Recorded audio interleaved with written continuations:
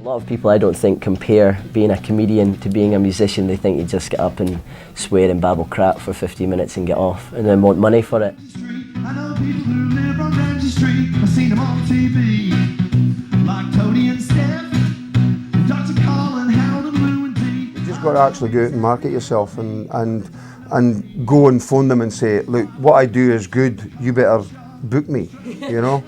Otherwise, I'll burn your house down. I'll be hanging round the bar, but imagine my surprise when looking through my rough guide. There doesn't seem to be a place. It brings a bit of joy to people, even though it's a couple of hours escape from real life. It's well worth it.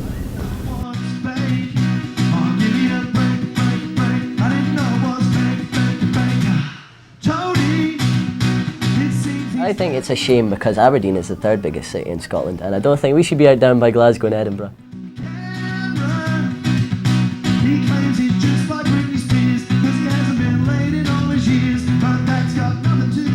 I think comedy, like any art form, should be supported, and it's a working class art. Well, it's not a working class. Anybody can do comedy. That's the point. It means it's the most accessible art form. And everybody's musical, and everybody's sexy, and everybody can be a model, and everybody can act.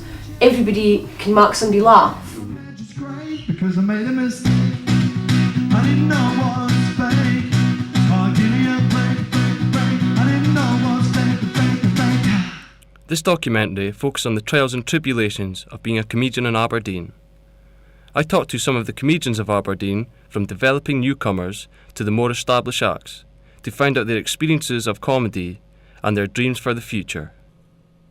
I went to talk to Coffee Drummond's owner, Eric McMillan. We support live music, we support poetry, we support comedy, we support all art forms, really. Okay. It's a space for performing, really. I know Drummond's as a successful music venue. So what made Eric turn his hand to hosting comedy nights? I was approached to do it. There's some trouble getting funding and getting help to put on these kind of things in Aberdeen, so we took it on board and thought, well, why not try it? And we've done quite a few now, probably about 20, just to help them get started and try and establish themselves on the circuit. Some have already tried it before and some are new to it. Wayne Rooney's a loony, if that you can before. His girlfriend, she left him when he went to shag the whore. But then she come back to him all loving, mild and meek. But was it for his good looks or his 50 grand a week? There's been some really good stuff, really good, really enjoyable nights. You've been a terrific crowd. I've really enjoyed doing the gig here, so I'll do another 20 minutes.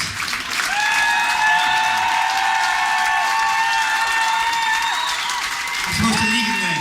Legan, hi. And it's a chance for local comedians to get a foot first step on a ladder. Well, it's good to be up here in Aberdeen again. I went round the fucking beach there the other day and shit, it's mental. All these fucking cars, it's like the Fast and the Feasties. It's fucking bullshit. The monthly show at Coffee Drummond's features a host of local acts and is organised by local comedian and community worker Wendy Ivers.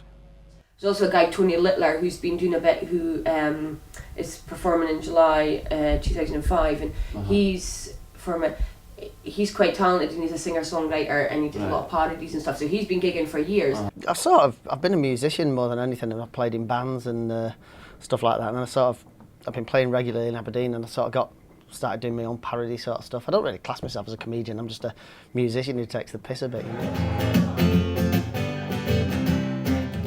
You know, it really fucks the camera up if you do this.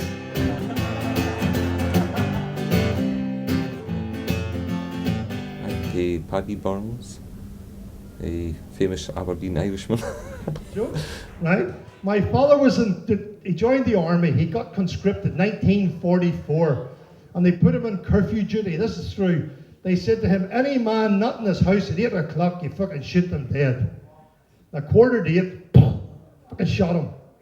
The captain comes up, he says, the curfew was starting at 8 o'clock, it's only 7:45.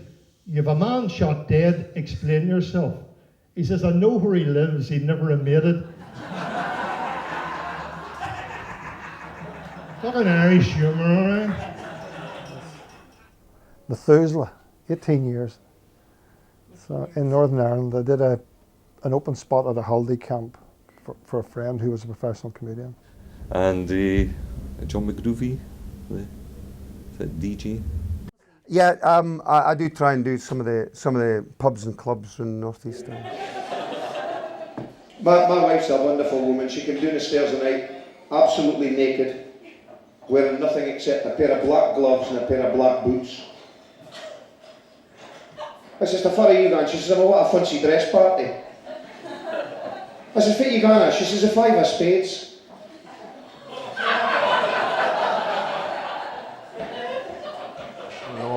My first ever comedy thing that I did was at Butlin's Holiday Camp in Ayr, you know. Ayr, a wonderful place. I mean, it's a bit rough. Mike Tyson's the Avon lady, you know. But it was great because I did an amateur comedy night there and I won a free holiday back to Ayr. I mean, it should have been the Booby Prize, really. But it was good. It was a good experience. I was 16 years old and I loved writing jokes and I loved, you know, reading about jokes. And it wasn't until Paddy and I got in touch at North Sound on a Saturday morning show that we started doing the live circuit. I did an audition for Opportunity Knocks in 1988 and I got on the show, which was quite good. And I think it was good because there was 9,500 acts and there was 80 acts got on the show.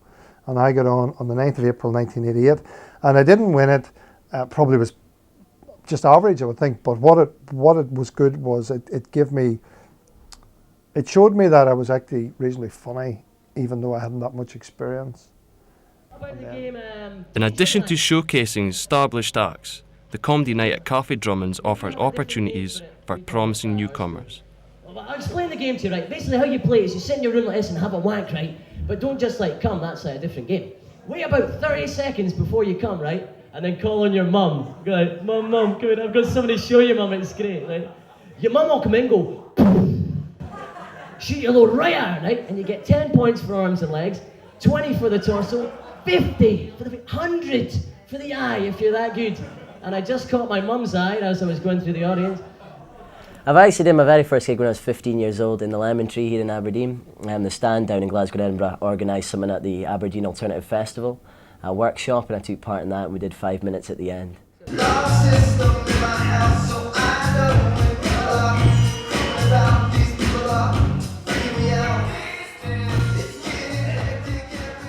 So what about the hostess for the monthly show itself? People tell me I was funny, and then I just thought it would be a dream job kind of thing, so entered a couple of competitions, did really well first time up, and then never really looked back. There's been some really good stuff, really good, really enjoyable nights, and it's a chance for local comedians to get a first step on the ladder. Wendy reserves spots for local people interested in trying their hand for the first time in comedy. And get into comedy. I'm bringing up professional comedians to run workshops and stuff with you. So if you can't anybody that thinks they're funny and you want to see them on a stage and down their arse, give them a shout, right, as well. Okay. I've noticed that you're helping develop a lot of local comedians in Aberdeen as well. I never knew there was any comedians in Aberdeen until I started going to some of these. Because I've weeded them out. Everybody else that I've had on an open spots have been their first spots, and I'm nurturing them and I'm giving them advice and I'm getting them emails and I'm coaching them when they're nervous, or I'm just kind of giving them feedback after their show, which is more than you'll get in a club in Glasgow.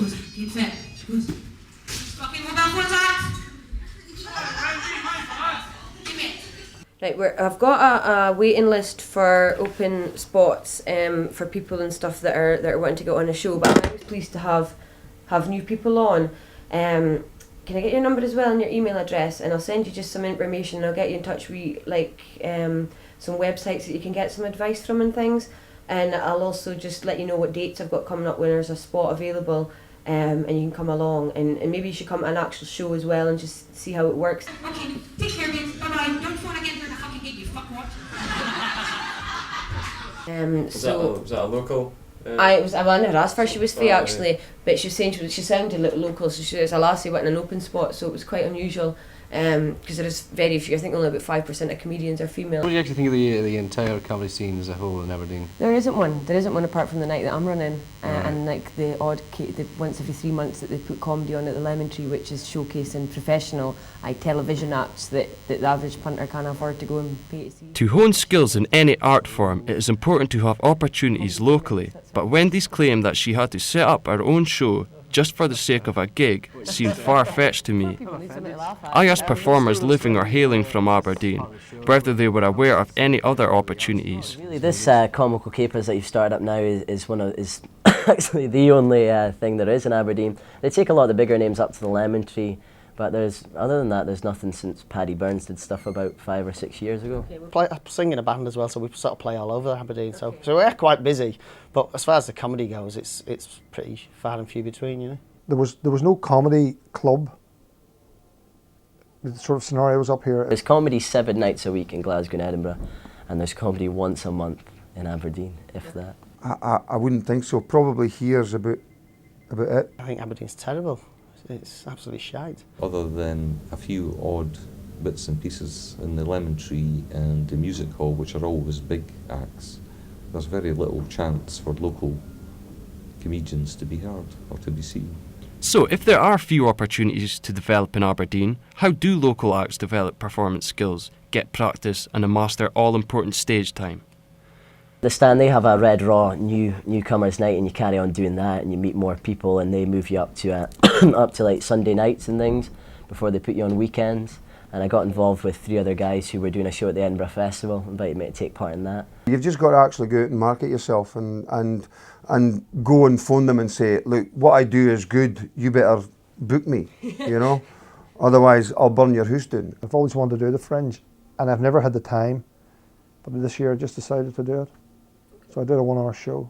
A week of workshops and things where they taught you mic skills and taught you different styles of comedy and how you develop it. Trying to get gigs and trying to get work and going to people and saying, I'm bloody funny, book me. I do this thing, go down to Glasgow and Edinburgh probably once, twice a month and do the Stand down there and things, you know. All shows that run on a Friday and Saturday night throughout Glasgow, and I've been doing a lot of that. There's another comedy club, The Vault, in Glasgow, and I've been doing weekends there and things, so starting to get a lot more gigs now.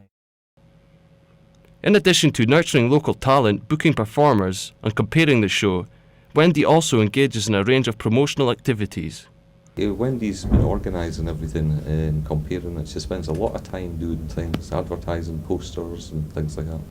Wendy feels the lengths she goes to run a gig also affects her performance.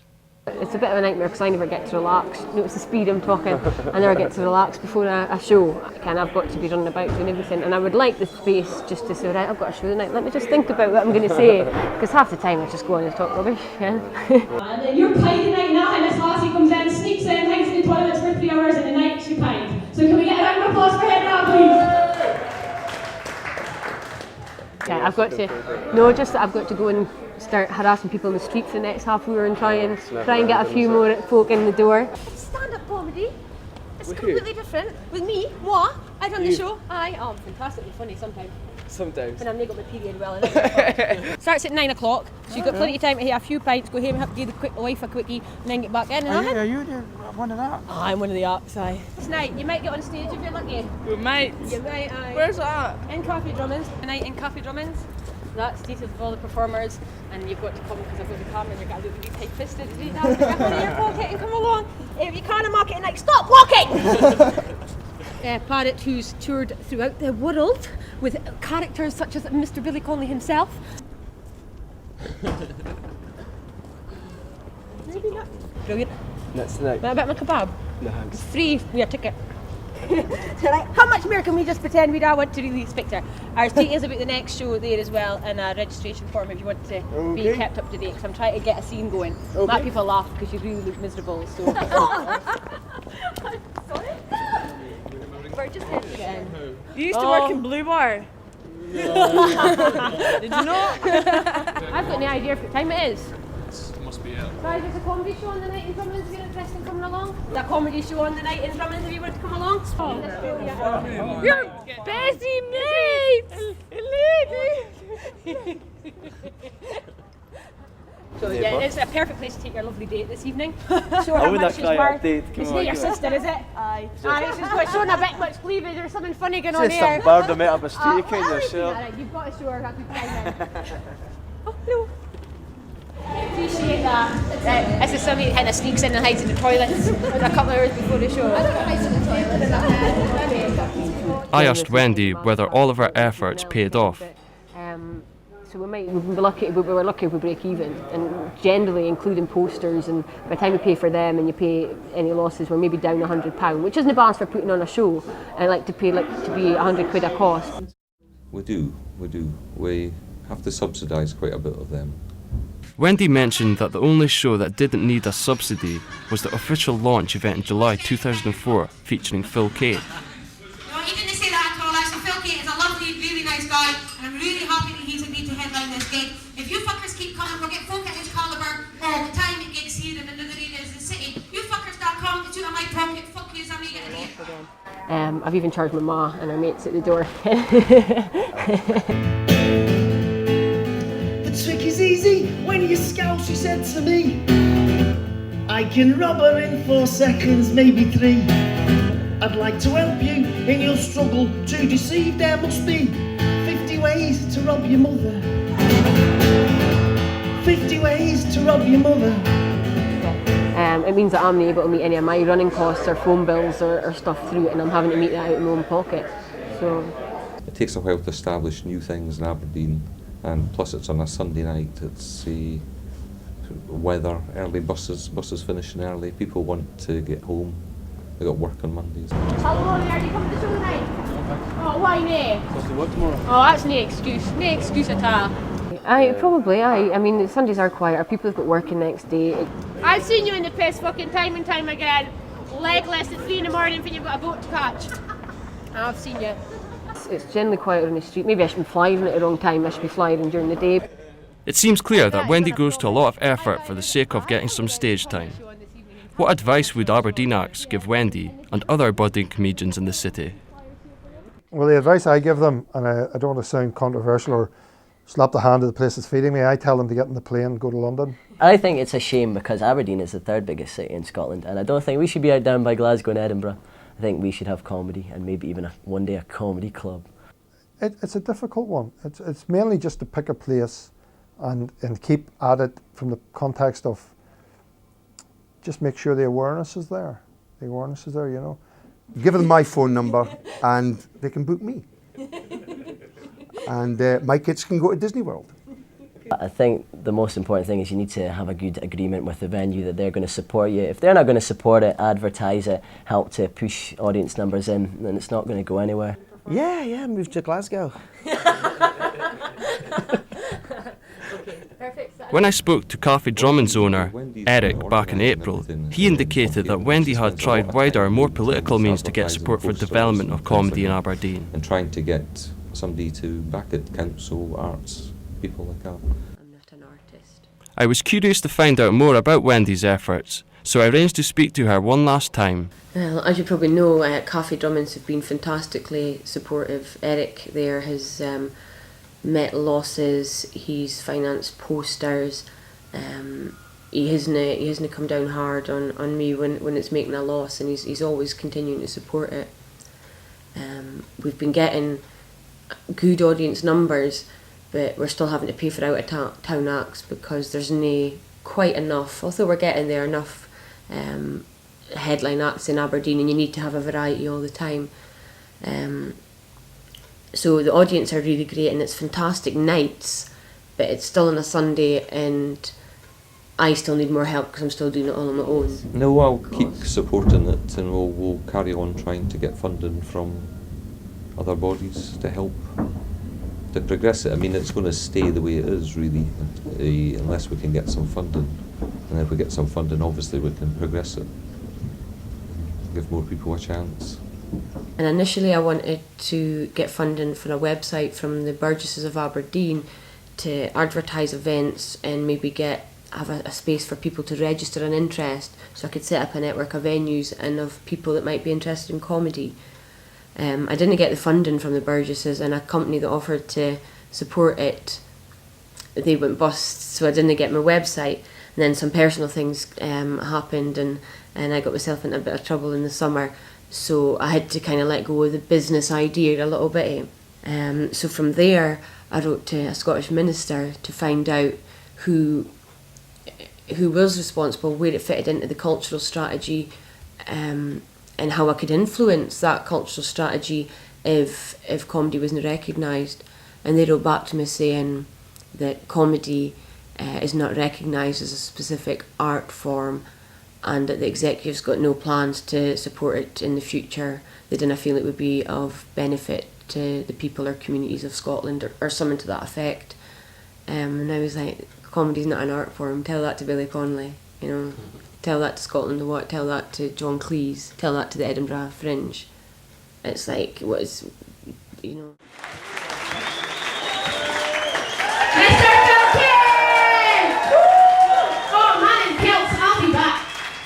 In the event that Wendy does find support and backing for a comedy cause, what are the dreams and visions of comedians themselves? I think the best thing to do would be to find somewhere that has a nightclub upstairs like O'Neill's and get comedy in the earlier part of the evening, and then you get entry into the disco above for about £7 or £8 and combine that, which is what jongleurs do. Yeah, I think someone needs to open a club specifically designed for comedy. And when I mean that, I mean a nice stage, a low ceiling, where good acoustics, with the people in the tables right up to you, right up so they're here. Because the closer they are, the more intimate it becomes. You'd be better if you could get a venue. It's hard. I mean, we've looked for years for one. Somewhere with a small bar maybe at the back, or a bar in an annex that's reasonably close to the centre. I mean, there must be some. I mean, there's plenty of venues. I mean, this is great, but it's only once a month. You know, if you sort of started doing it fortnightly or weekly, it'd be a lot better. But, so I find it quite difficult. Although it makes it a lot easier for writing new material. You know. You know, there's nothing worse than working in a place that's so large you can land a plane in. You know. Yeah, I think someone needs to open a good comedy club. Yeah, this is fine. You know, this is good. But if you look at the building and the structure of it, I think everything needs to be thought out, well thought out. In my opinion, comedy is a worthwhile art form, and I think the people of Aberdeen should get behind the comedy cause, as this is no laughing matter. Wendy, how you doing? That's some outfit you've got on there. I just thought I'd dress up for the occasion. Well, you're on camera as well, so... You didn't tell me you were bringing... And let's face it, this woman clearly needs help. Fuck.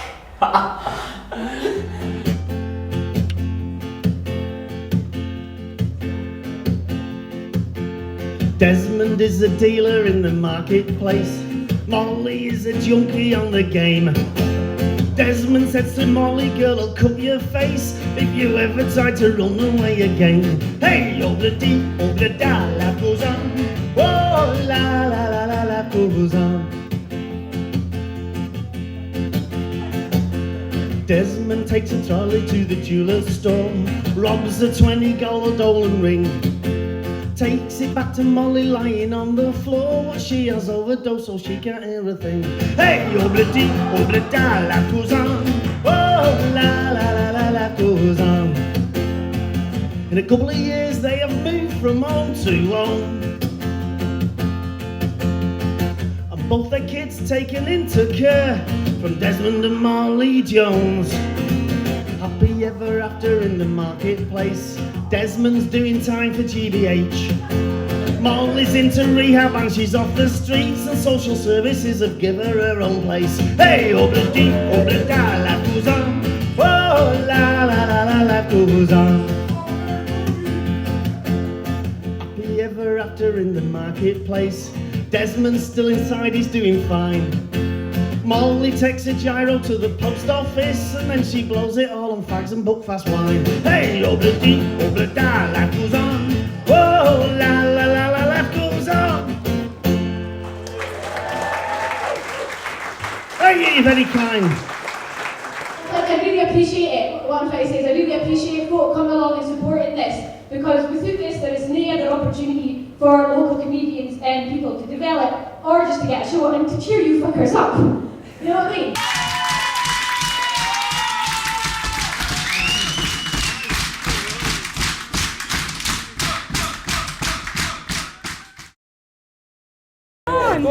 Give me some double shots for 250.